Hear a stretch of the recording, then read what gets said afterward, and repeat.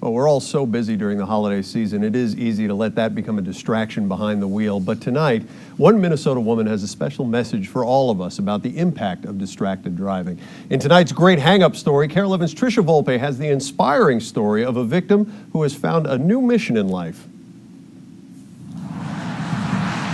You've heard it before.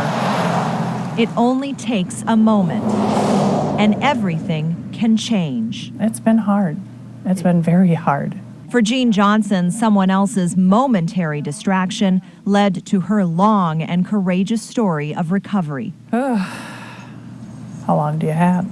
More than 4 years ago, Jean was the passenger in her friend's car. On a rural road near St. Cloud, a driver T-boned them, ran a stop sign at 60 miles per hour. Authorities said the driver who hit them was distracted by her 2 small children and took her eyes off the road. Jean's friend was killed, and in that instant, Jean's life changed. The only thing that I do remember is babysitting my niece and my nephew that day. Next thing I knew, I woke up at HCMC. Surgeons repaired Jean's torn aorta, but the lasting impact is not in her heart, but in her head. Jean lives with a traumatic brain injury. You think of that impact, 60 miles an hour, and your brain is like jello inside of the bones, basically. The brain injury made it impossible for Jean to continue working, and she can't enjoy the things she used to, like traveling, living without physical pain. But despite all that, Jean is determined to prevent what happened to her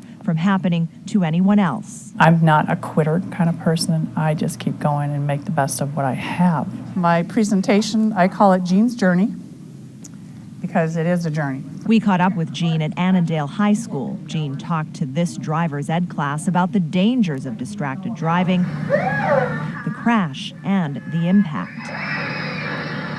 It is a very important thing when you get in that car to remember that it's not just about you in that car. You are responsible for everyone around you. For these kids, texting or talking on cell phones while driving is the biggest problem. Hearing all that use with cell phone, I'm pretty much going to shut it off or just leave it on silent, far away from me where I can't reach it. According to the Brain Injury Association of Minnesota, car crashes are the second leading cause of brain injury. And crash investigators will tell you that distracted driving causes most crashes. And cell phone use among young people is one of the leading distractions. While Jean Johnson can't remember the crash that nearly killed her, she hopes the young people she speaks to don't forget her visit. And based on the notes they write to her, they likely won't. After hearing this story, I will be a very safe and smart driver. This has been an amazing class for me to get this kind of a response like I did. This is good. This is, to me, tells me I am doing what I am supposed to be doing. I am where I'm supposed to be. For the KARE 11 News Extra, I'm Trisha Volpe.